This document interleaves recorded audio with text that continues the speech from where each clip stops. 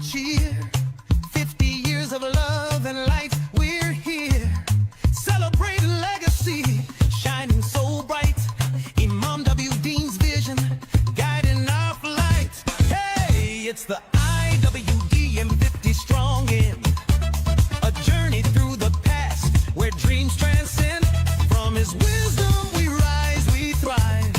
Honoring the legacy, keeping hope alive. Hey!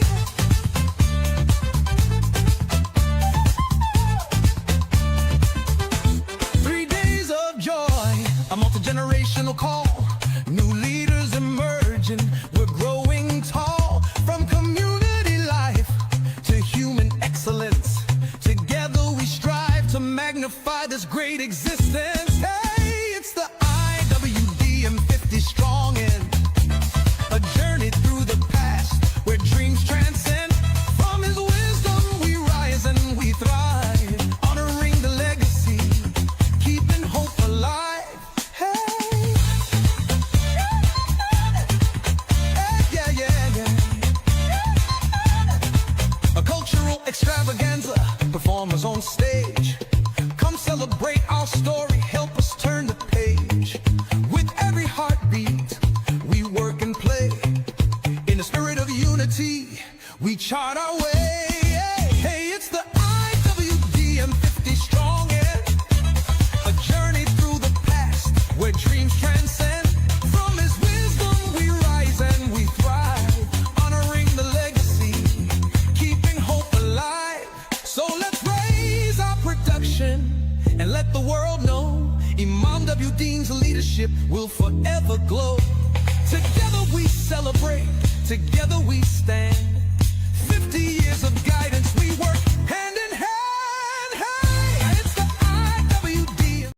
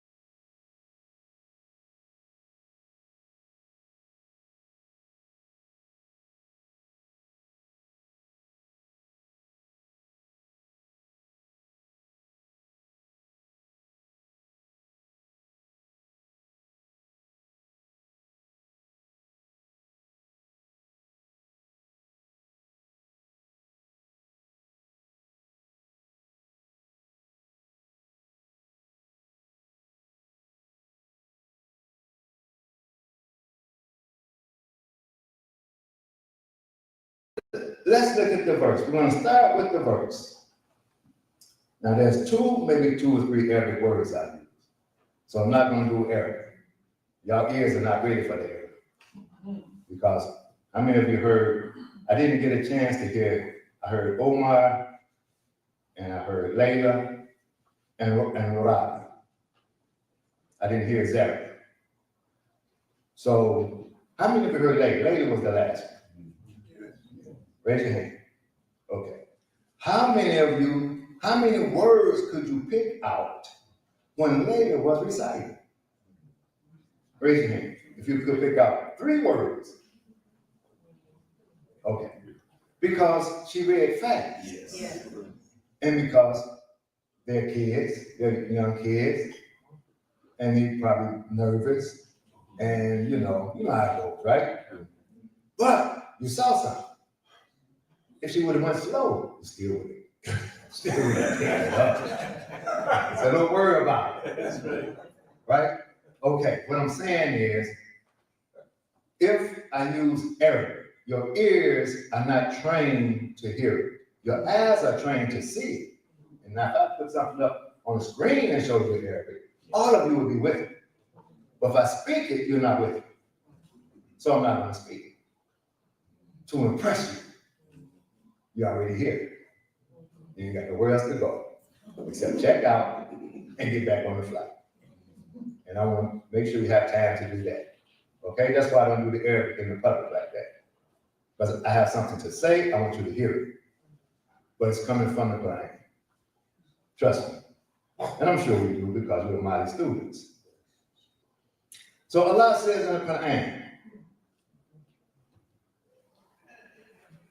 "Oh, my guardian Evolve, do not leave me alone." Here's one Arabic word. The Arabic word is fard. For alone. It's fard. But you know that word, fard. Your ears trained to hear fard, fard Muhammad. You're trained to hear that. You can hear fard. You are the best of waters. Water. You know the word water. You hear the word water all the time. Right? So you got 2 Arabic words. Water is an Arabic word. Fard is an Arabic word. Both of these Arabic words are in the same verse. Do not leave me fard. You are the best of the waters. Who is fard? Fard Muhammad. Who is water? Water Deen Muhammad. Both words are in the same verse in the Quran.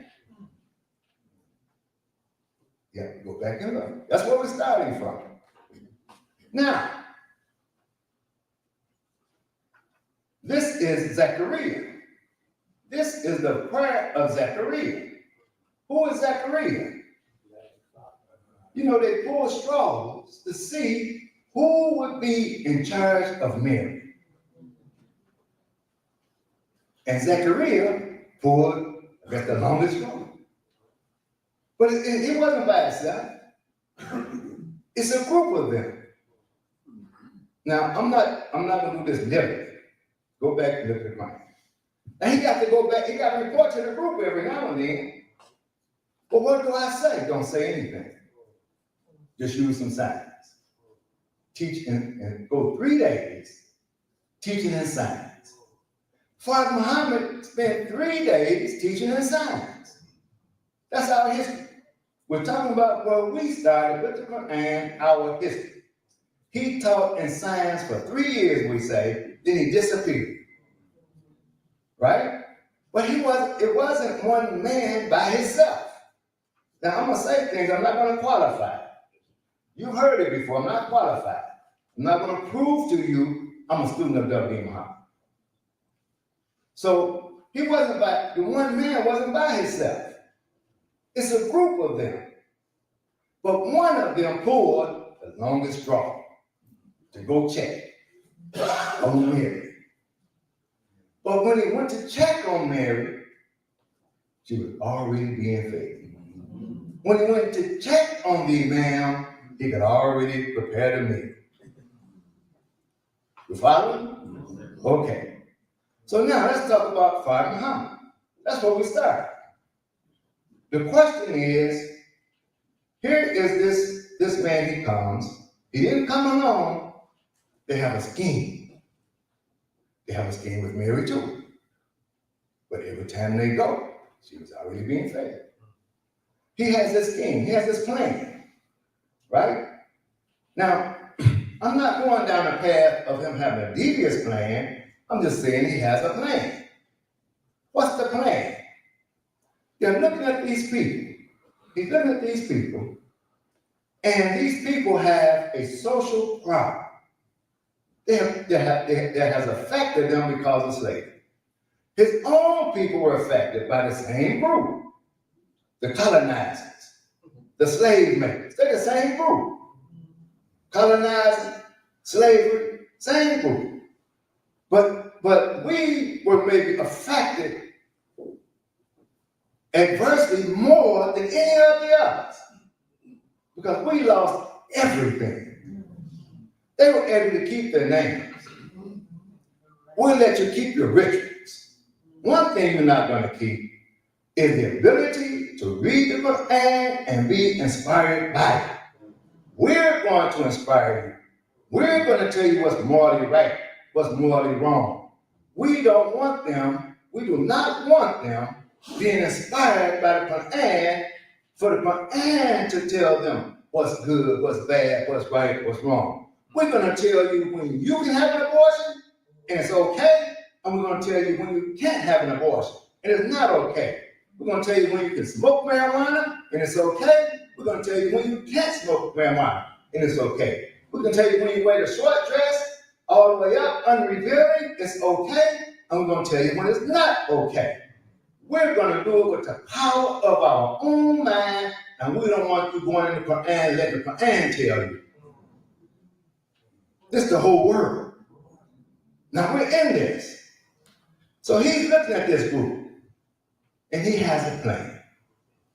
He's saying, if this group here has lost everything, the name, their culture, the people, we have some people now went to Senegal. I know you met someone who told you their family, and they went all the way back to the Songhai Empire.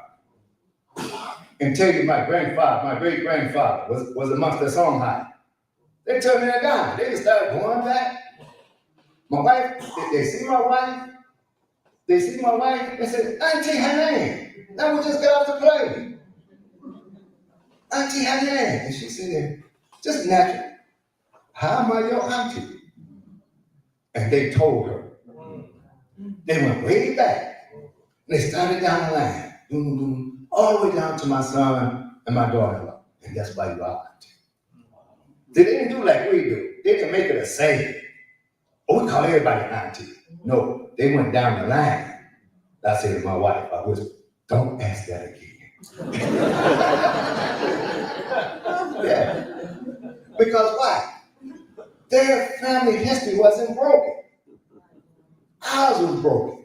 But they also said, we're glad to see you. One woman said, we didn't know what happened to y'all. We came back, right? Yes, but it's broken. Okay. So Father Muhammad sees this. Now, and these people have psychological problems. They psyche. We talk about it in the Quran, I call it the soul. The soul, psyche, you look it up, same word. Something has entered into their psyche, a whole group of them. And it has damaged their psyche, this whole experience. How can I get these people to be, let's say, free again? How can I solve this issue? How can we resolve it? We're still today trying to resolve the issue of what occurred with this big experience of slavery. That happened in America, perhaps no other people went through this type of experience. That's what we say, right? So how can we fix it? How can we heal it? The plan is this. Now, he's coming from a group of people who've been affected by the colonizers, right? And that's part of the satire of the Nation of Islam. They're satire. But I'm like, I can't go into the satire. Here's the plan. If I can get these people to read the Quran for themselves, with their own mind, even this damn psyche, it will resolve the problem. It will cure them from the influence. 1930, like the man Fahim Shuai would say, if you believe in this Quran and you accept what Allah says, and it's going to happen, it's going to be what it says it is, all we have to do is get you to read it, but you can't read it with the mind of the colonizer, the man the colonizer gave. You have to read it with your own mind. So here's the scheme. Put them in the temple. This is the vision. Put them in the temple or the mosque and let no man touch them. And you're going to respond, well, how can I have a son? And no man has touched me. We need the immigrants to come in and teach us. We need the Africans to come and teach us. No. It wasn't a black movement because the Africans couldn't come in. The black Africans couldn't come in. We're brown. They black. They couldn't come in. No one could come in and touch them. Right? Yes. And the question is, then how are we going to be able to read this Quran from the Arabic text on our own and no man has touched me? That's where we started. Now, what's the condition of the people in 1930? What's their relationship with the Quran? And to show this, we have a picture of Fard Muhammad. One picture. And what is he doing in the picture? He's looking in the Quran. Now, if you take a picture and look in the camera, when the picture comes out, it looks like I'm looking at you. And you would look at it and say, okay, Imam Hussein was talking to the audience.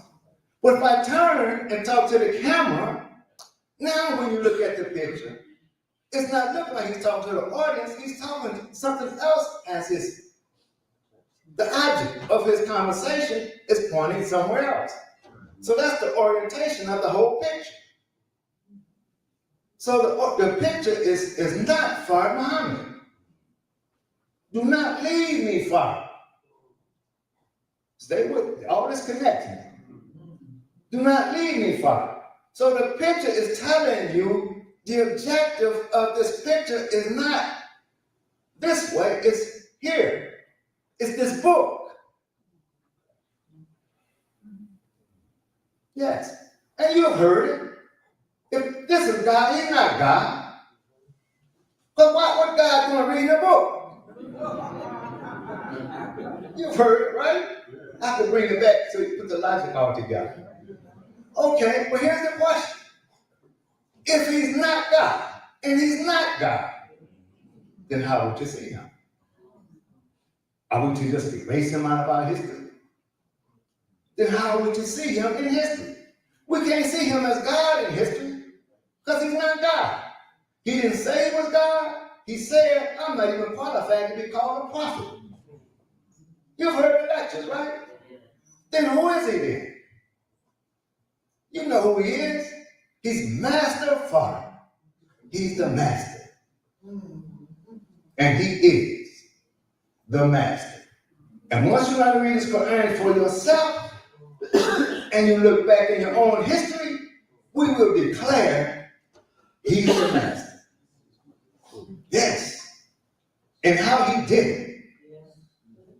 One of the most successful men in the history of Islam in America that could bring Islam to a group of people. We're going to talk about the condition of these people more. And be successful with the movement. But the movement doesn't begin and end in 1930. Most successful one. But look how he did it. He took the Quran. It wasn't guesswork. It's a group of them. Took Quran, read the Quran, and from the Quran. See, when you read the Quran, when you read, you'll learn. You're going to learn to do this. When you read the Quran, just in the Arabic by itself, not translation. Don't let your mind go, well, why you translate it? Forget about what they said. Read it yourself. And then you're going to get ideas. You're going to get that. But it has to be, when you talk from the Quran, it has to be projected towards something. Or else you're going to find yourself going back in history, talking about Muhammad the Prophet. A lot of people, they read the Quran, they have to go in history. They have to give it a historical context because they don't know how to put it in a context today, in the moment where we're at. They don't know how to do that. The Grand Master did that. He took the Quran and he created his own mythologies for these people. He took from the people things in their history, things in their culture, and took the Quran now and created this whole mythology in the medicine. Because he has the medicine, right? But in a syringe, when you have medicine, when you take medicine, there's something in the medicine to cure the disease, but there's also poison in the medicine. The bottle will say, take this only once a day. Why? If you take it once a day, you'll get the antidote, you'll get the cure. If you take it more than once a day, you're going to be affected by the poison. It has poison in it, and it has the medicine in it. He did the same thing. He gave us something, yes. It was a heavy dose of medicine. But in the syringe was poison also. Some of us are being affected today by the poison. Even though the medicine did work. But you don't keep taking it. I hope you follow. Okay. Now, what's the condition of these people he's looking at? Because here's the plan. We have to get them to read this Quran for themselves. We're talking about the Arabic text, not the translation. The Arabic. There's a difference. See, my audience today, I can say these things, and I'm not, you're not far off. It's not fantasy land, because you know it's a difference. Okay. The condition of these people, they can't read English. But we got to get them to read the Arabic and comprehend the Arabic. And it's going to solve this psychological problem that they have. We know it's going to do it, but we got to get them to read. But remember, we can't let somebody else come in and teach them how to read. Because nobody can touch it. Right? Right. Okay, so how are we going to do this? How are we going to get these people to read Quranic Arabic for themselves without anybody else touching them? And they can't even read English. How do we know they can't read English? Because we have this story here with us. That's because there was this letter. You are. How many of you wrote the letter? Okay. 2 million. That's good. That's good. Okay, I have to tell the audience, don't fan it. Don't let the grandkids see the great behavior. Okay, raise your hand again. Now just look at each other. Now, don't lose sight. That's why I say you have to come in the beginning to know what's going to happen in the end. We're from a people. We're the people that's from the planet who started with a group who wrote a letter, and the reason you wrote the letter is because it was something to encourage you to learn to read and write English, because you couldn't read and write English. The world doesn't know this. And as Dr. Fanusi tells them, right? Yes, you have to have a doctor's degree, a PhD, for them to even listen to you. Or they won't listen. Oh, he's making it up. This is real. Now, they couldn't read and write. Look at the letter. You didn't go home and think of a letter and write down, dear Mr. Muhammad, I would like to be a member. You didn't do that. You took a letter that was already written, and all you had to do was write what was already written. Now I gotta tell a story, but don't do that to give your apology. Don't go make a tab in hair, okay? Don't hate me. We can't do that. It won't be justice. So I wrote the letter. I was one of the last ones that wrote the letter, but I didn't understand this letter. Many of us didn't understand the letter, but I'm giving our history. The letter was to encourage the people to start learning how to read and write. The people could not read or write English. When I'm in college, when I wrote the letter, I got a different mind. I'm looking at this letter, they saying this letter was written by the great apostle Muhammad, Honorable Elijah Muhammad, and you have to read it exactly the way he penned it. Right? Exactly. And we looked at it and says, Brother Minister, this is not good penmanship. Oh, first edition. What? What did you say? We're innocent. We're innocent. One brother said, I can write better than this. Oh! But the community was too small to give us 90 days. If they gave us 90 days, half the people would be gone.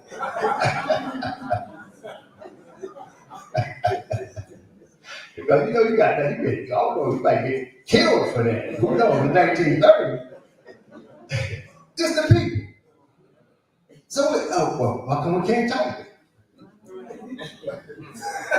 Right? I mean, we don't know. Okay. So you know what I did?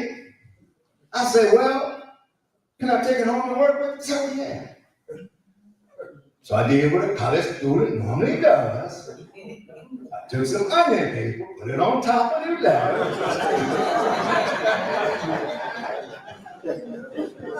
I said, look, I go up and get my hands. I'll get my hands. But if you went to college, that's why our kids are gonna be good. They're gonna go get some ideas that the professor don't know. So they can't get their vocabulary. But they got no area. So every time you got to go across the line. You can't make it perfect. And I got my hats. First letter, one letter, got my hats. How many of y'all wrote 10 hats?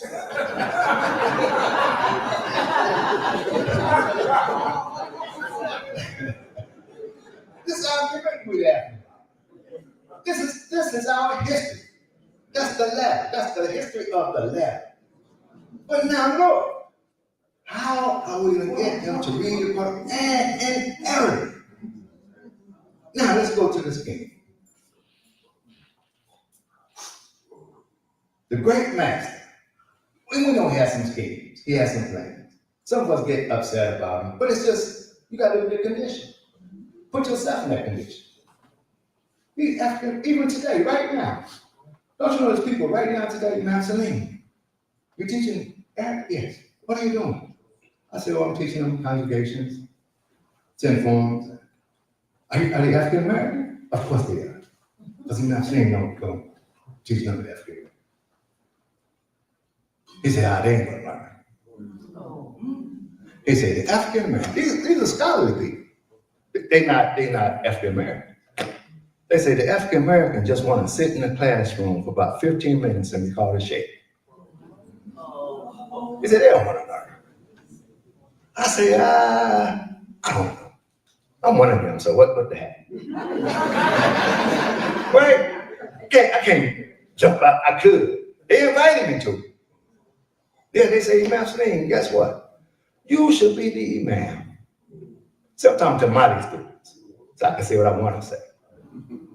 I don't have to bite my tongue to the mic. Y'all know that, right?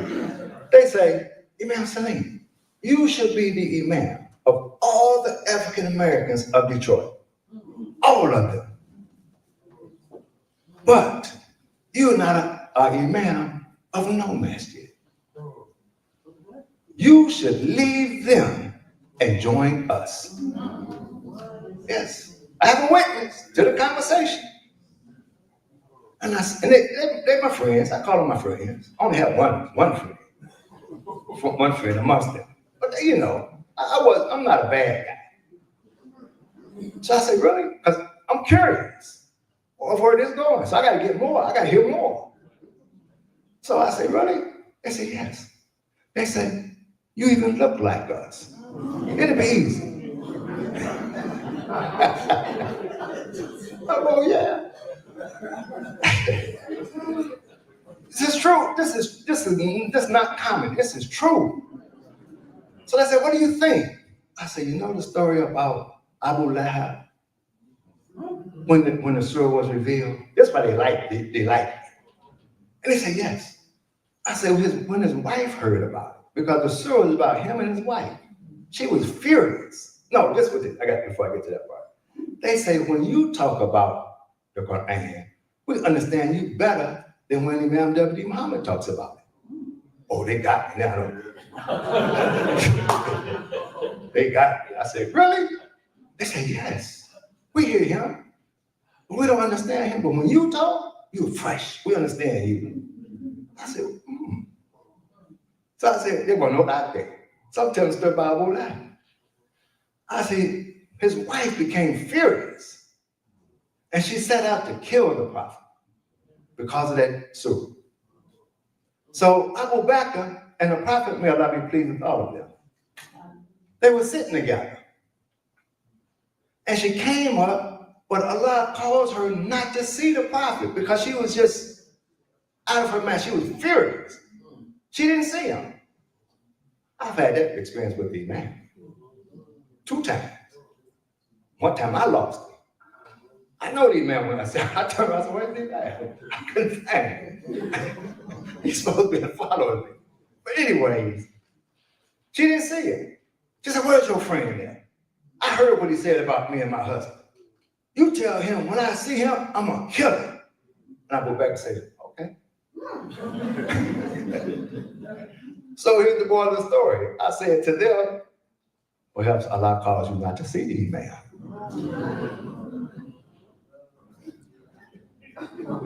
And we still friends. Yes. Okay. So this is what happens. Father Muhammad, he has a plan to get us to start reading Quran in Arabic. It's going to take time. It's going to take time. The plan is going to take so long. The Honorable Elijah Muhammad himself is too young. He's too young. But he's not young because he's still having babies. If you are still having babies, now all of you in here, you know, if you're still having babies, you're young. If you see a mother pushing a stroller, she's young. We'll call her young, a young mother. So he's still having children. So he's young. But he's too old to fulfill the plan. It's going to take us too long to get these people to learn to read the Quran in Arabic for themselves. You can't be the one. The one has to be someone who's not born yet. It's all in you have to see the master. And when he comes, take care of him. Mary, you are not the one. But when he comes, take care of him. You following? Yes. But he's looking way down the road. He's taking this man and projecting it way down the road. So we know the history. We put the name behind the door. Why do you think the man told that story so many times? We have to preserve our history. We have to have our own museum with a room with the name behind the door. Why don't we go by the house he was born in? and go put the name behind the door. I tell my son the story, he starts laughing. He said, Dad, the house is still in Hamtramck, Michigan. Why don't we buy it? Go make them an offer they can't refuse. Buy the house. And go and put the name behind the door. I said to my son, he started laughing. I said, Dad, first I asked him, I said, I'm going to say something to you. I want to see if you respond. I said, the name behind the door. He said, you don't know what it means. To you, if I say it, you know what it means.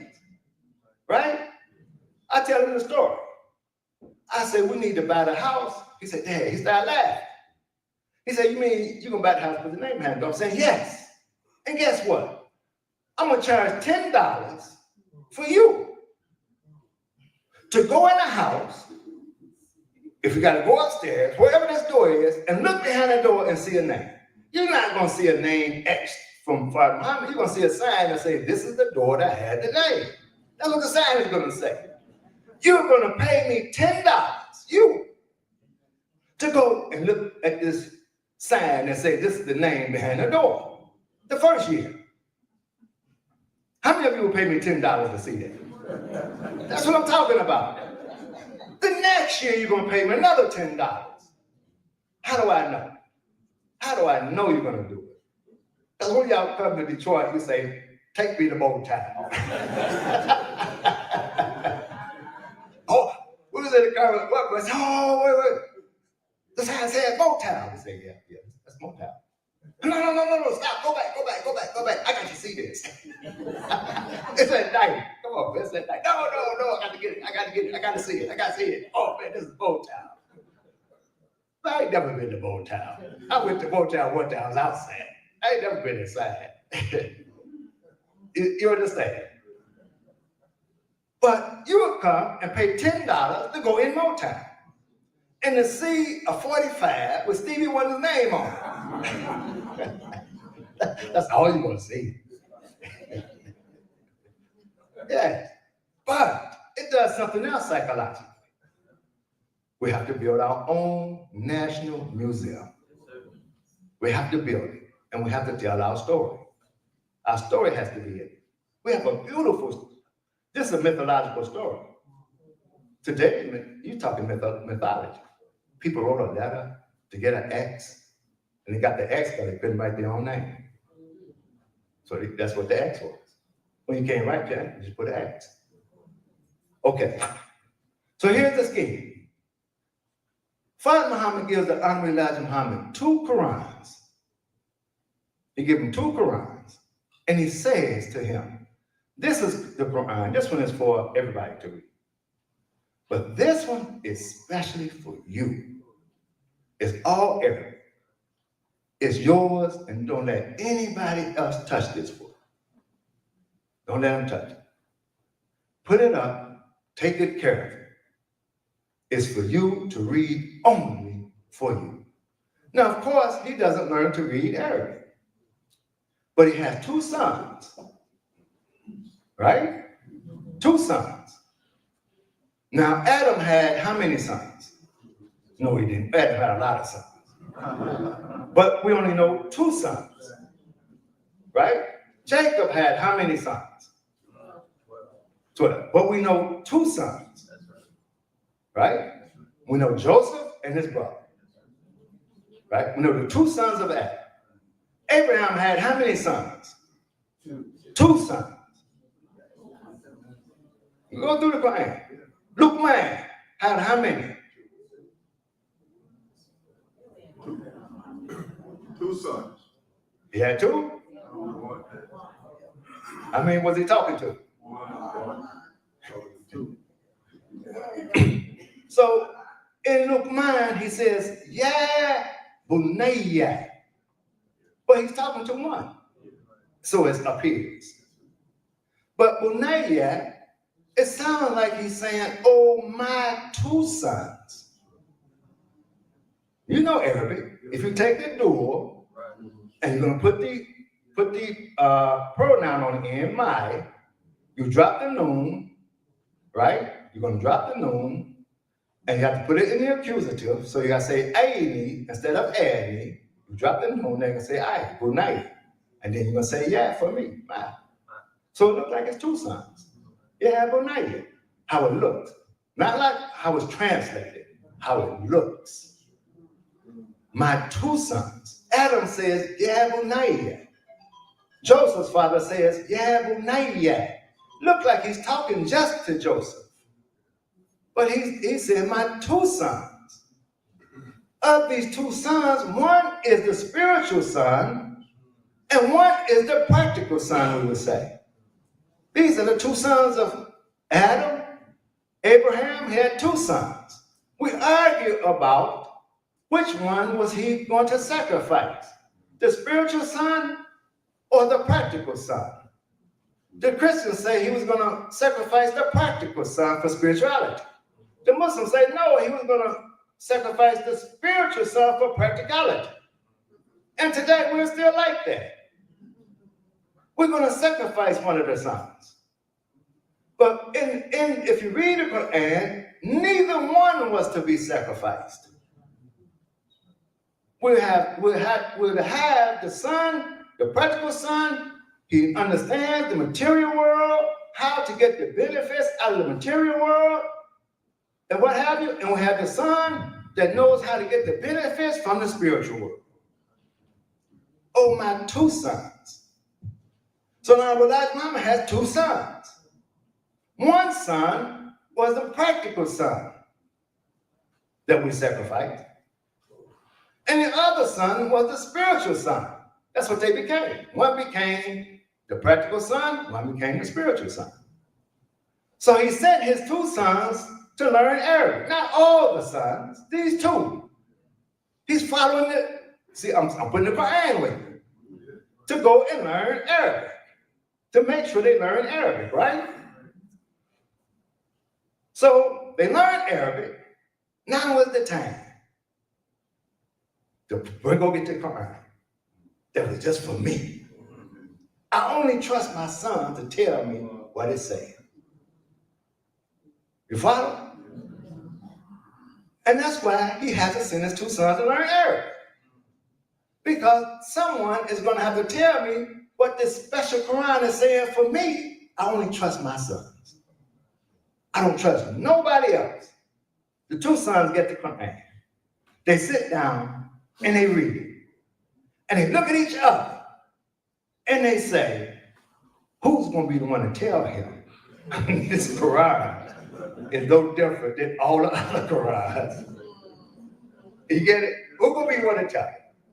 Dad, this Quran ain't special. ain't no more in this Arabic Quran than all the others. Right? But you see the scheme. How are you going to get them to read the Quran? How are you going to get these people to read the Quran? This is the scheme. So what happens? They go learn the Arabic. They both look at the Quran. One of them gets turned on spiritually. And one of them got turned on practically. The two sons. You get it? Yeah. Now, this is the movement. Well, what year are we in now? Let's take a time in history. We have a picture of, one picture we have of Father Muhammad. Another famous picture we have, you probably have it in your house somewhere, of the man that's standing, he's holding the Quran. The Honorable Elijah Muhammad is sitting. And in the back, on the wall, is Father Muhammad looking in the Quran. Now, the historian, I'm not a historian, but I'm going to sound like one.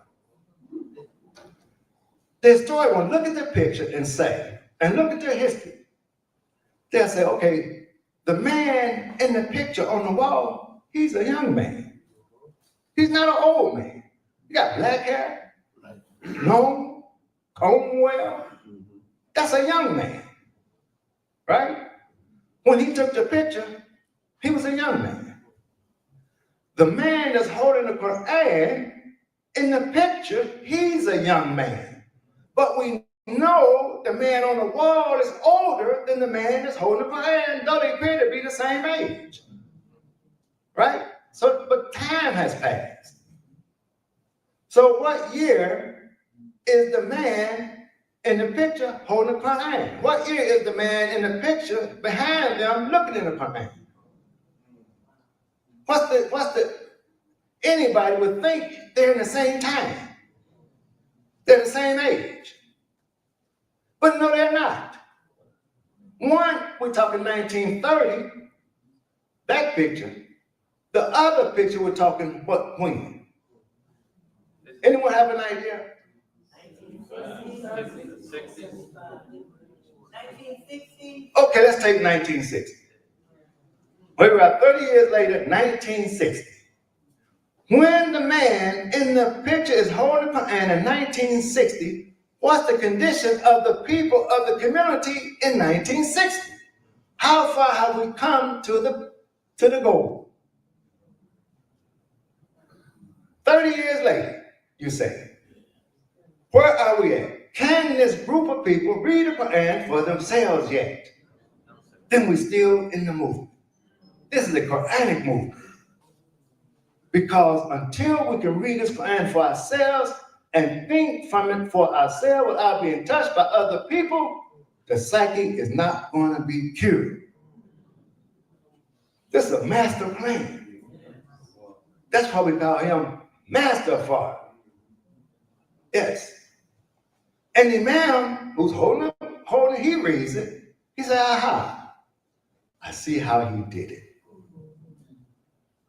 But I can't do it his way. I'm not going to prepare the meal like he prepared. Wait, man, how did you learn?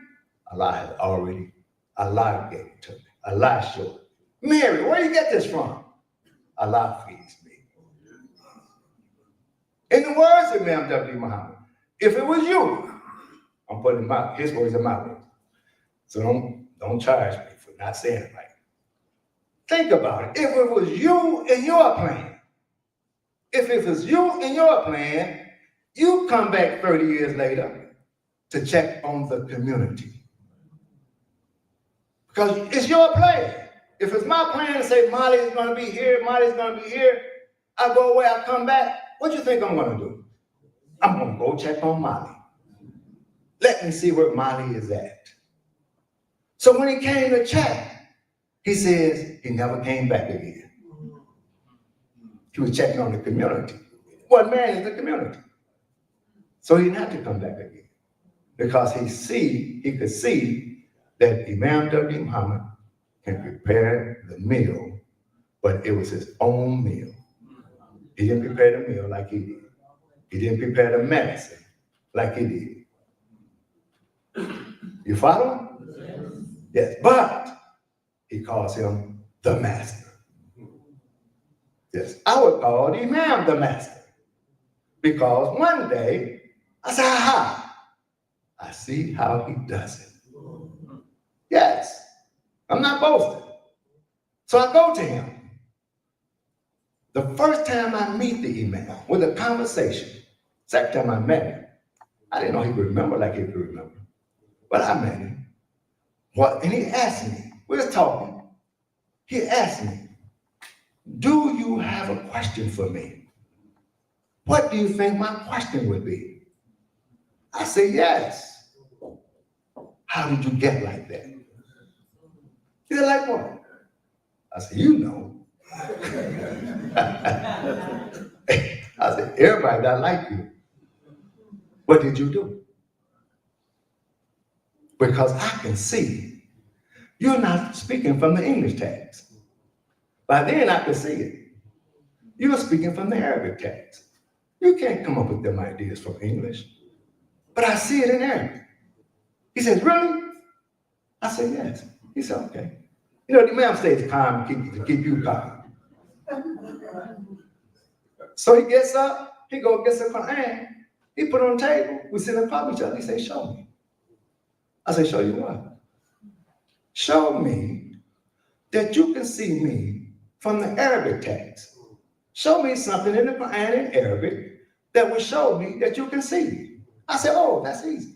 Because I'm relaxed. Right? I said, that's easy. Let's go here. We go there. I say, see here? You said this. Here it is. He said, oh, that's good. But think about this. He raised the bar. He said, think about this. I said, wow. He said, oh, no, don't worry. Don't, you're okay. Don't worry about that. He said, we just friends. We just friends, you know. Come on, show me a dollar. Show me a dollar. Making a little game out of it, right? He said, show me a dollar. I said, what about this? He said, oh, that's good. Then he raised the bar and said, think about this. I said, whoa. That's all right. No problem. So finally, he said, show me one more. I said, let's do, I said, I know a good one. Let's do man means man. He said, you can see that? I said, yes. He said, you can show me that? How I did that? I said, yes. Oh, that's easy. Come on. He said, show me. This is a true story. He said, show me. I said, show you? I said, oh, we don't need the Quran. I could just say it. You'll get it. But you already know it. He said, I don't know. I don't know. I said, show me. I said, Lisa, that guy, California. He said, he did like that. I said, that means mine. The word Zakara means male, and it means mine. Man means mine. He said, he started smiling. He says, I didn't do that. So he thought again. You got to know him better. You got to know. If you've been around him, you know how he has these expressions and these pauses. He started thinking, he's thinking. He says, that's good. I said, you didn't see that? I said, yes, you did. He said, no, I didn't see that. He said, that's not what I did. He said, honest. I did. The other ones, yes. Because he had spoke the day before. I said, I could do it yesterday. He said, you that good? I said, I'm not that good, but I can show you where you was at. He said, show me. And I showed him. Then there's a man named man, the last one. So he said, I didn't do that. He said, but I tell you what, you keep that. That's yours. You just keep that. That's yours. But that's not how I did. Then he told me how to. He said, okay. Till he told me what he did, how he got to be like he is. Okay, the time is on. I can't let people. Now, these are two sons. The practical son and the spiritual son. And the spiritual son, as we know the history of the spiritual son. Where are we at? 1960. The Imam is starting to teach. We're getting ready to celebrate 50 years of Imam W.D. Muhammad. Because of the time, I'm going to move it forward. Where is the people at? Where is the community at after 50 years of W.D. Muhammad with the Quran? Are we there yet? We're not there yet. Right? How long is it going to take us to get there? How long? You all don't know? How many years did he say, give me?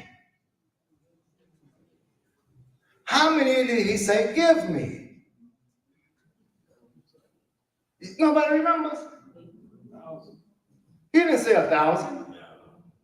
Give me 100 years. Give me, I'm going to live on in you. Give me a good life. One time he said, give me 100 years. Because if we don't have this Quran in 100, you know what the word 100 means? It means daily. If we don't get this within 100 years, we're going to die again. We're still in the movement. We're already up to 100 years from when we started. We need another 100 years to get to where we need to go. We're looking back 100 years, 1930, back 100 years. We have artifacts. One of the artifacts is the ladder, right? Now let's go forward 100 years. We're going forward 100 in this movement. That the average person, this is not brain whatever you call it. Yeah. Thomas Jefferson them did it. Others have done it. But we have to have the movement continuing, the Quranic movement continue in order for us to get there. Now, what is it going to look like 20 years from now? Right now in Mali, we have a group of people that's over 50. They're over 50. Your picture of over 50 is older than the picture of the man that was having the children with the name behind the door. He wasn't born yet. The people to get us there are not even born yet. You think you're going to get us there? You think I'm going to get us there? No. I'm older than the man in the chair and the picture, and the one holding the book. Where are we at? This is leadership. The leader is the one who's way down the road and the people is following. I'm looking way down the road. That's why I'm the progressive chief. I'm telling you, I accepted it from another people. You didn't see it, they saw it. I'm looking down the road. I've been looking down the road. But you know what I've done? Every time I underestimate. Because what we're doing today with the Quran, I didn't think we would be here doing what we're doing with the Quran now. I didn't think you all be researching Raga and other scholarly work. I thought, well, I didn't think it. I was going to deny my friend, you're going to get past the 10 forms. You stay in Mali, you're going to get past the 10 forms. I'm going to kill you. Yes, you understand? Okay. Next year, I'm going to agree with my good brother, is the year of Dawah.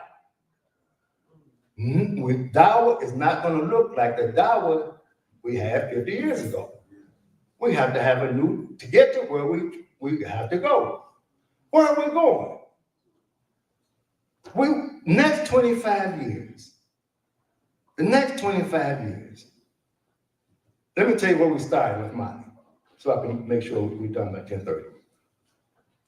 When we started with Mali, you all didn't know me. You didn't know me. Some of you saw me at the convention in the morning. You saw me.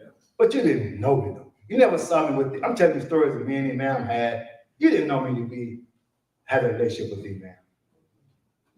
As some of the guys was telling on me. They had no relationship. But they ain't gonna tell nobody. And it was special with the Quran. It wasn't a lot of times. Okay, but you didn't know me. So here I am with Mali. How am I gonna do it? Okay, so you come. You stay. In my mind, I'm saying, in order for us to get to where we need to go, I gave this speech before. I've had this speech I had this speech years ago. I just had the opportunity to give it now. In order to get to where we have to go, right? I have to have something because nobody knows me. We only pay attention to the name recognition, right? Okay, here's what I have to do. I have to get Mali's name known in every masjid across the country. That's what my first step. Everybody in our community has to know about Mali. How am I going to do it? So I did it. Everybody knows about Mali now. Mali is a household name in every masjid across the country. Good, bad, or indifferent. Just say Mali and they know who Mali is. That's the first step. Now, at that moment in time when Mali started, how many people could read the Quran for themselves in the masjid? If I go to the Jummah, at any masjid in our community, sitting on the floor, I I was saying then, 1 out of 100, and maybe not even that, could read this Quran in Arabic for themselves. 1 out of 100. Guess what? If I go in Detroit to the Yemeni masjid, they're Arabs, right off the peninsula of Arabia, if not included. How many of them you think can read the Quran for themselves in Arabic and comprehend what they're reading? Arabs. Speak Arabic. 1 out of 100. This is not even documented survey. This is just me just socializing. 1 out of 100. I go to the Bengalis in Detroit. 1 out of 100. Albanians. Y'all know what Albania is? They're Europeans. 1 out of 100. Go to the Africans. 1 out of 100. Go to the Pakistanis. 1 out of 100. The common people in all of these masjids in the Detroit area, they cannot read the Quran with comprehension. And they come from Pakistan. And they got schools, but it's a Muslim country. Why can't you read the Quran? But if you come to America, and in any church you attend, how many of those people can read the Bible in English with 6th grade comprehension? You would say all of them. You don't need a great God to come to do this. We don't call Thomas Jefferson them gods, right? But you would say all of them. Now, some of them took theology, and they can give you more than what you read. No, I'm talking about the ones that can read on a 6th grade level. They can read and say, what did you read? And they'll tell you. You go in the masjid and put an Arabic Quran in front of them and read it, what you read. They can't tell you. The colonizers did it. You understand what I'm saying? You go to Africa. We were Muslims when we left Africa. We go back and come back disappointed. And I have to ask them, what happened? Oh, I know what happened. They just let you keep the rituals in your name. You'll become strong. How many of y'all saw the movie Straw? A woman with some psychological problems. What's a straw? Everybody say the straw that broke the back. No, that's not the straw. The movie is the straw. You know what the straw is? The straw is the thing that remains after the essence is gone. Go back to see the movie and think about us. The thing that remains when the essence is gone. I wasn't looking for men. I was looking for empty vessels, straws to put me in. Renew the essence. You get it? Yes. Okay. 1 out of 100. So now, we're still in the movement. We're still in the movement. Now Mali is known.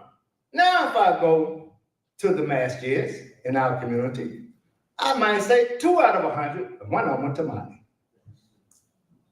If I go in our masjids and someone can pick the Quran up and read it, and I say, what did you read? If they ask me a question now.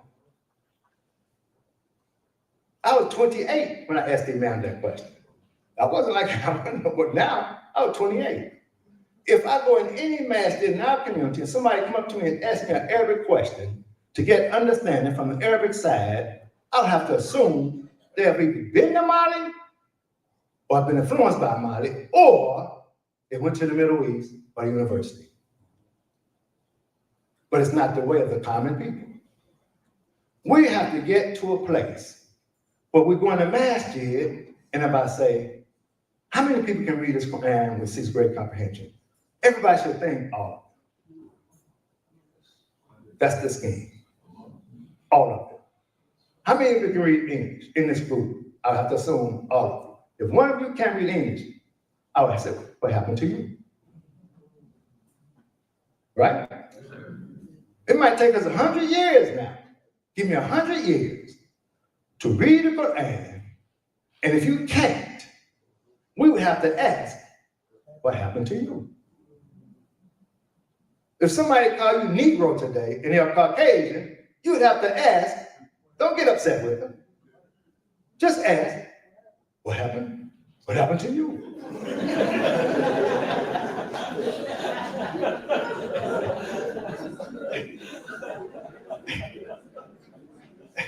And maybe you don't have time to hear his story.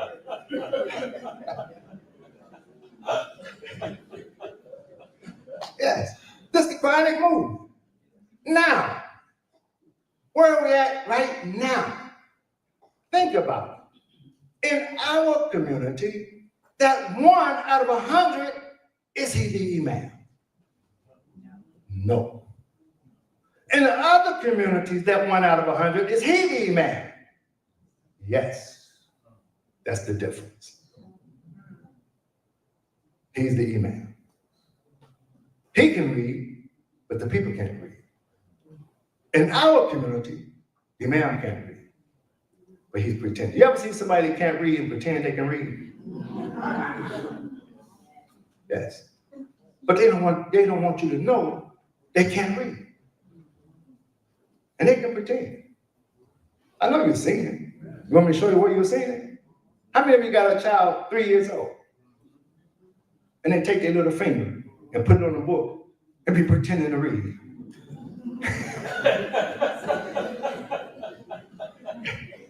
So, I can't break character because I'm serious. And what do you say to the child? Ah, that's good. Because you got a plan. This child here is going to Harvard. They're not in Harvard. They're not even in kindergarten. But you say, that's good. Now turn the page and read out. Right? Then you say, what do you say? Okay, let me do it. And then you read it. And then they read it. Then after a while, the child is 5, 6, 7, 8. Next thing you know, I say, how do you know that? I say, well, Dad, I can read. Yes, same process, right? Okay, right now, this is important for us to understand. We're in a different age. It's not 1930. It's 2025. We got AI, we got the internet, we got all types of resources, useful tools that we don't have when I was studying. One brother called me and said, "Ma'am Salim, this is so easy, I'm jealous. Where was you at when I was learning? Just sitting at home. You just got out of bed. You didn't put your makeup on. You didn't wrap your heads. You didn't put your suit on. You didn't you just got up out of bed, hit the button, you're in class. And you're ready to go." There's no excuse then. No excuse. I'm gonna show you what you're behind. No excuse. Where we fit into the whole scheme. But right now, this is where we're at. Don't be offended. When you listen to this video, don't be offended that you couldn't read in 1930. Don't be offended because you can't read today. Understand where we're at, the moment that we're in. A few can make syllables. They can say potato, potato. They can memorize some phrases and throw it out at you. But they can't read. You know what reading means? You know what comprehension means? That you take this word in a sentence and understand it in context with this word. If you don't understand the context, we'll say, they really can't read. They're saying the words, but they can't see the words in context. You see it? But when you can put them in context, you can read. The Quran is the best book written on earth in Quranic Arabic in context with itself. No other book is written so beautifully well put together that all the words are in context with itself in the Quran. All the verses are in context with all the other verses. I'm not telling you what I read somebody else say. This is my experience with the Quran. I could take any verse and you all doing it. You wrote the book on marriage. The book is written, you took a word and you found that word in a verse and you put it in context with another word in the verse and wrote a paragraph based upon the context. You took another word that was in the verse and put it in context and found it in a verse and put it in context with the words in that verse and wrote another paragraph. And all the paragraphs are linking and they make sense. The whole book is based on the Quran. You read the Quran. And it's based on the context. No matter what you write, we can make it make sense in the context. Because the Quran is in context with itself. You can take any verse and put it in context with any other verse. Now you know how to read. That's what the book is. That's what the first book is. You know it, because you know what you did and I know what you did. But when the people read in English, they don't know what you did, because there's no Arabic in it. But every paragraph is from the Quran. Am I right? Yes. Every paragraph is based on the Quran. Some of you looked up the same word. You can see the similarity, but any book, you go from chapter to chapter, you see something repeated, something similar, but it's not exactly the same. And you're getting ideas from it that we haven't had before. That's where we're at now in Mali. That's not where we're at in the general community. We have to get the general, that's not where we're at with the leadership. The leadership, we have too many still can't read. Do we value it? Do we understand this movement? Do we know where we came from and where we're going? And do we know the mission is to resolve this psychological, this psyche that has been damaged? The white man can't do it. Money can't do it. You would just get the money and run to the mall, give it back. Look how many million ball players get. Do you see it? No, you don't. Where do you see it at? If I go to Philadelphia, can you drive down the street and say, that's what a bee did for us? Can you? Can you come to Detroit and I say, that's what Chauncey Billups did for us? Can I just point to things? Can I point to a project and say, Shaquille O'Neal got that project? Can you point? But look at the millions and millions, because they have a damaged psyche. A damaged psyche. And we have that same damaged psyche. The Quran is the thing that's going to cure the psyche. But that's where we're at. Now, remember when we first started? I say, don't say anything to anybody. But the revolution, we're going to start. It's time to start. It's time to say, if you're going to be our leader, you have to learn to read this Quran in Arabic. Go to Mali. If you can't go to Mali and you can't read, then you can't be our leader. Why? Because part of the scheme of not letting anybody touch them is for you to learn how to accept instructions from one of your own. And we're still too big to accept teachings from one of our own. I can say right now with confidence, if a group of imams came to Mali today, come on, don't use your name. So I know most of you by your voice. I don't know you by your name. But when you start talking, oh yes, I know you now. Don't use your name. You don't even have to say, how many of you today are not to say, I learned from Imam Salini movement? What are you supposed to say?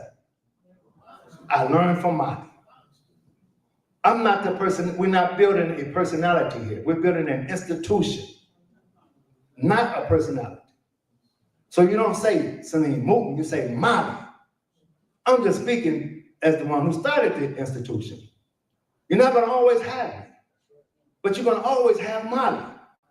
And Mali is going to be the place to go, to learn in our community. You see any immigrants over Mali? You see, how many immigrants you see speaking at the Mali conferences? One. People, let's be honest, one. Omar, one. He came another year. The third year, I told you, you can't come no more. Why not? Why not? Because if I let you come, number one, you can't read the Quran in Arabic.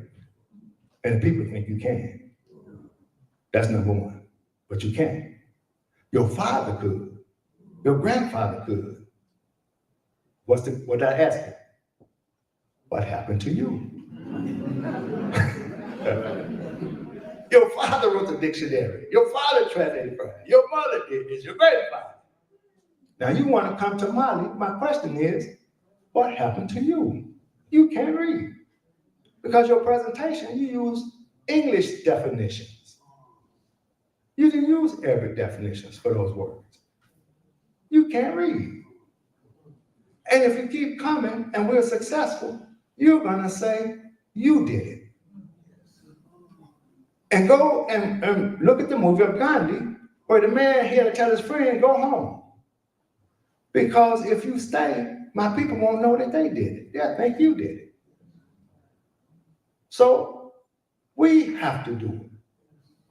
Because no one is going to say they couldn't have done it without us. And he said that.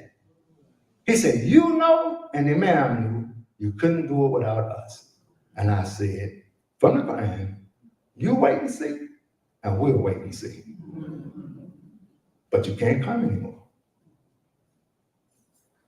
If you don't understand, but you can't come.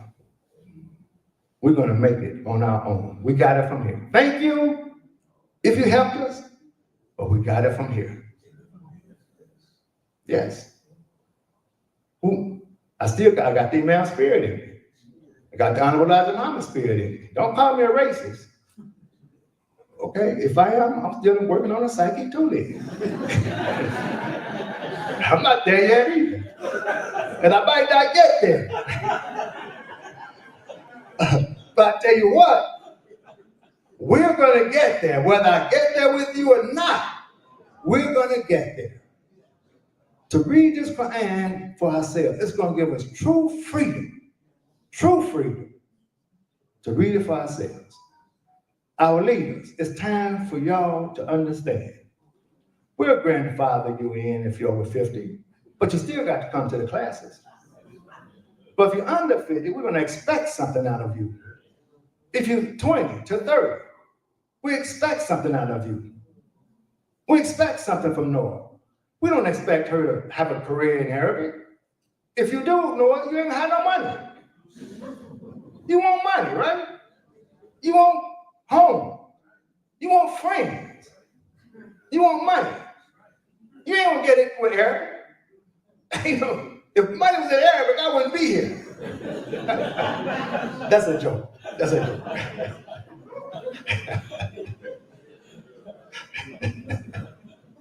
So it's not for that. But it will do something to you. Your character. You as a person. Your imagination. Your imagination is going to be so broad. Things will come to you from your imagination. From Arabic. From knowing how to read this Quran. For yourself. Okay. Let me conclude. We have to start with our leaders. It's time to tell them. It's time to get serious. Stop fooling us. Quit doing all that Arabic. We don't understand what you're saying anyway. Give us show you getting the ideas. Go and learn. For real.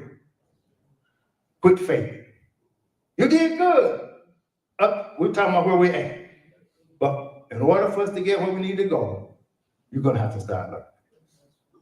And the people are going to have to start learning. No longer can we have what we call a W.D. Muhammad, Claire Muhammad school. We don't have a school system. That's the woman thing. She still got the daughter. She don't have your daughter passed away.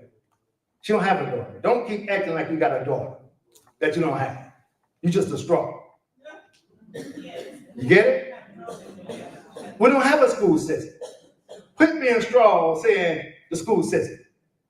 But we do have schools. Now, I may offend you, but this is where we're at.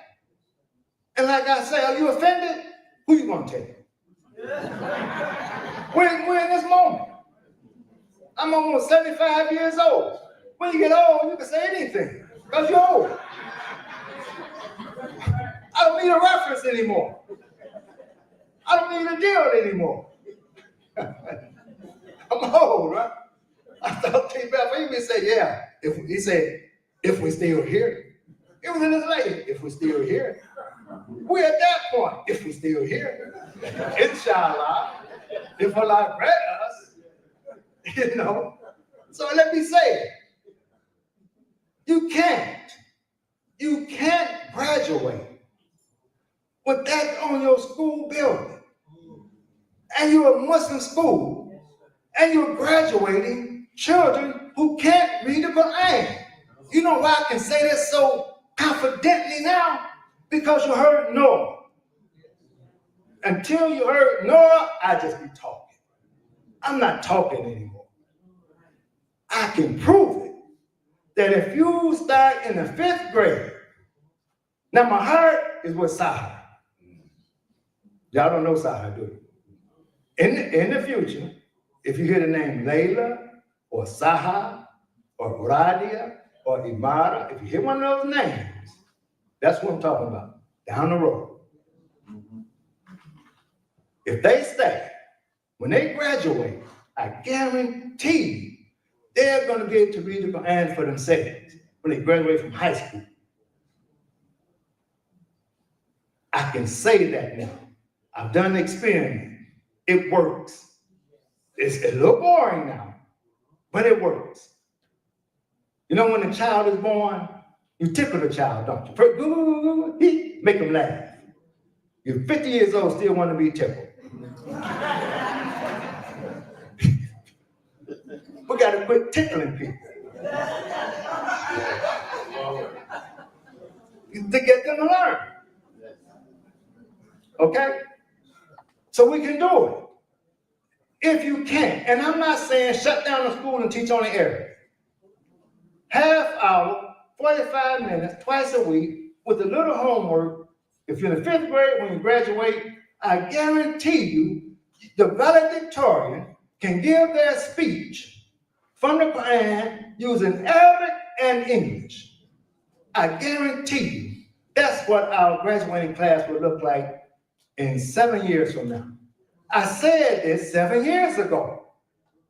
They thought I was talking. They thought I wanted some money. But I mean, how much money is it going to cost? How much money for the book? I said, no, you don't have to just go in there and just download it. I'll give it to you. There's no money. This idea is bigger than money. It's worth more than money. I'm not hustling nobody. Just for you to come into the mighty class and take the drill. I'm not hustling you for money. And if I ask for it, you'll give it to me. But I'm not asking. So don't give it to me. Make a donation, small. And I don't use it on myself. If I did, I'd buy my wife 4 or 5 of them pretty dresses.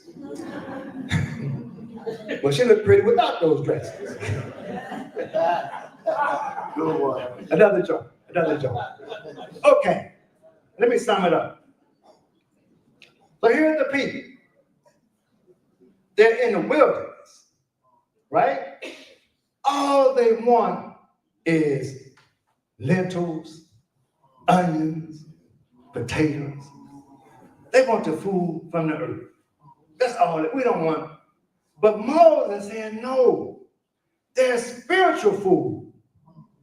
Allah has provided you shade and has given you spiritual food in the form of manna and salawat. 2 more Arabic words, fire and water, manna and salawat. They're hard to translate. They're not sure about what salawat is. They say it's a pigeon, it's a bird, it's something. So let's say it's a bird. Okay? But the salawat, it's a bird, like it's the meat. And it reminds me of when I see the sign, honey baked ham. I got to, I don't know what it tastes like, but it's honey. What they do, bake the ham in honey? Is the ham so good it tastes, you get that thick honey, you got that thick honey on it? That's what cellulite is. Cellulite is something that's in the meat of the bird. It's like honey. It's sweet, nice and sweet, and it's honey-like. That's how some of the scholars would say. But here's the thing. It only comes in the morning. If you don't get this spiritual food in the morning, you'll miss it throughout the day. You won't even remember what you read. You'll miss it. You have to get it in the morning, before Fajr. There's a time before Fajr. When Fajr hits, the door opens, then it's going to go away. You got to get it early. You get it? To get this cellulite. Now, how does that connect with Bilal? The word Bilal, most of us say Bilal is the black African. And we're Bilalians because we're like the black African Bilal.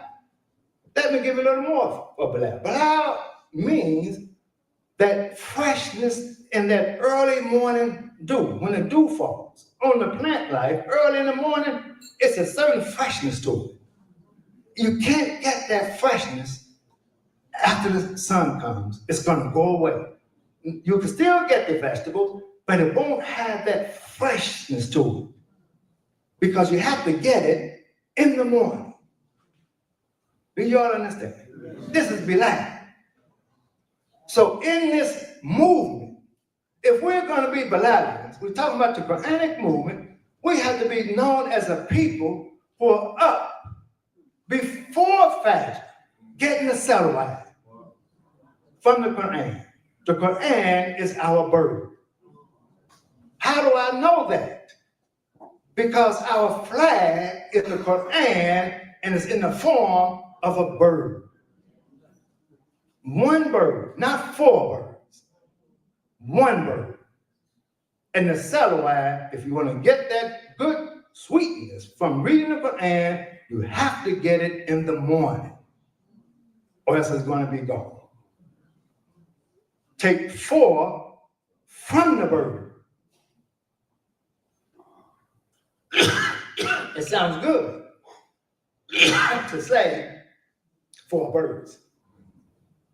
The man never said 4 birds. Let me correct you. You don't use the preposition men when you're counting.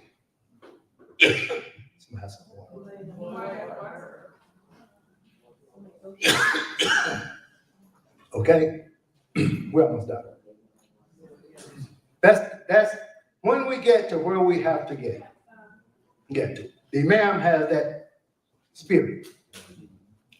When we get to where we want to get to, that's when we're going to raise that flag in honor. We have the flag now, kind of like the Crips and the Bloods got their image. We got our image.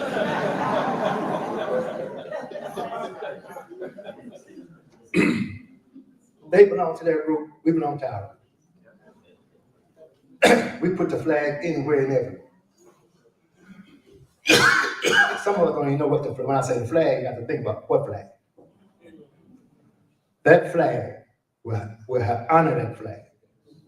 When the day we walk in the masjid, let me go back a little. The day we walk in the masjid, the first step, our leaders have to know how to read. That's the first step.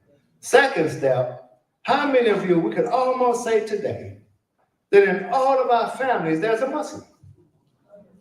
Today, I can call the hotel and say we would like halal food. The chicken was halal. We would like halal. I say, no problem. That's where we're at.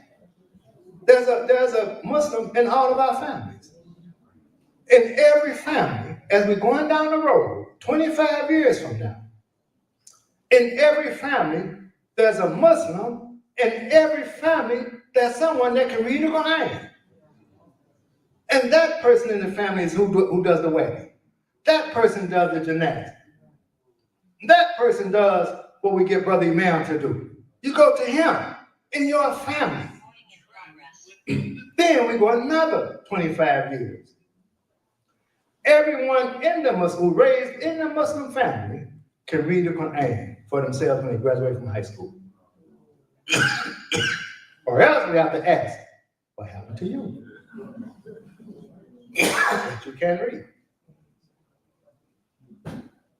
And we have to plan for it. Go to grandma, go to granddad, tell them where you're at in the area.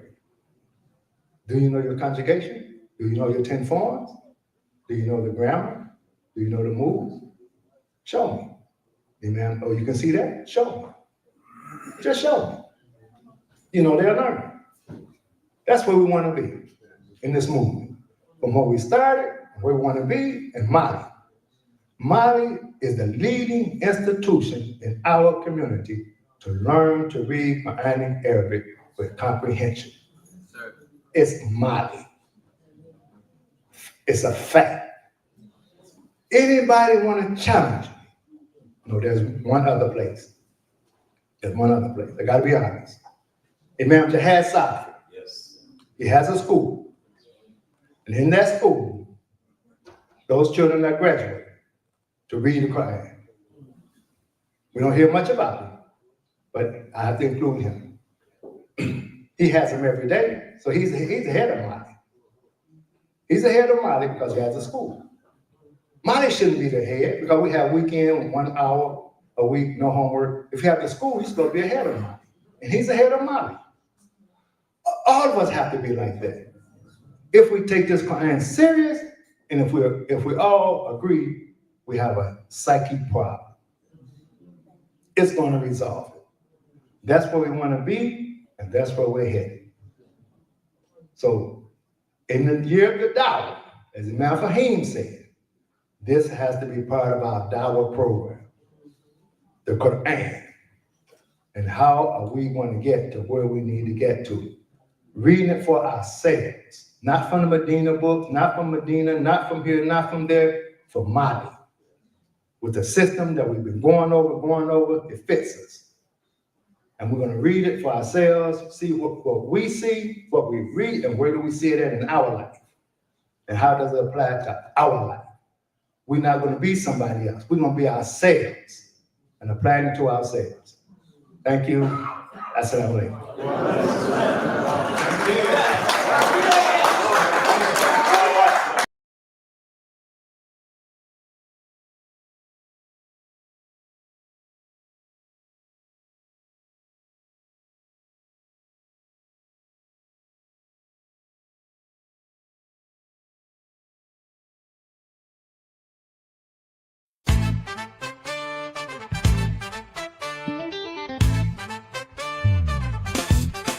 Gather round, it's time to cheer. 50 years of love and light, we're here. Celebrate legacy, shining so bright. Imam W. Dean's vision, guiding our flight. Hey, it's the IWD 50 strong in. A journey through the past, where dreams transcend. From his wisdom we rise, we thrive. Honoring the legacy, keeping hope alive. Hey!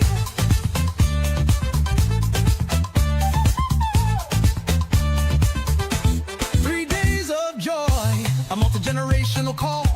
New leaders emerging, we're growing tall. From community life to human excellence, together we strive to magnify this great existence. Hey, it's the IWD 50 strong in. A journey through the past, where dreams transcend. From his wisdom we rise and we thrive. Honoring the legacy, keeping hope alive. Hey, yeah, yeah, yeah. A cultural extravaganza, performers on stage. Come celebrate our story, help us turn the page. With every heartbeat, we work and play. In the spirit of unity, we chart our way. Hey, it's the IWD 50 strong in. A journey through the past, where dreams transcend. From his wisdom we rise and we thrive. Honoring the legacy, keeping hope alive. So let's raise our W. Dean's leadership will forever glow. Together we celebrate, together we stand. 50 years of guidance, we work hand in hand. Hey, it's the IWD and 50 strong, and together we'll shine. Let the love never end.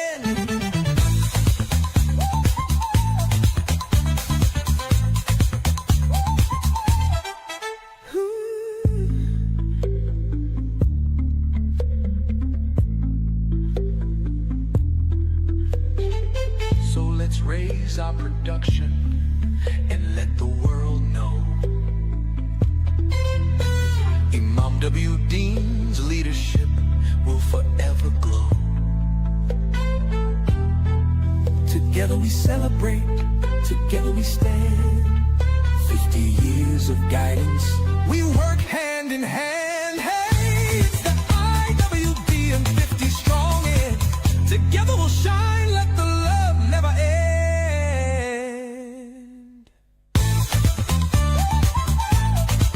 Oh yeah, yeah.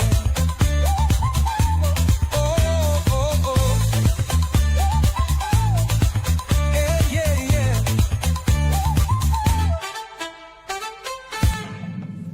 Say it, I know you've been waiting for it. You've been waiting for me to say it.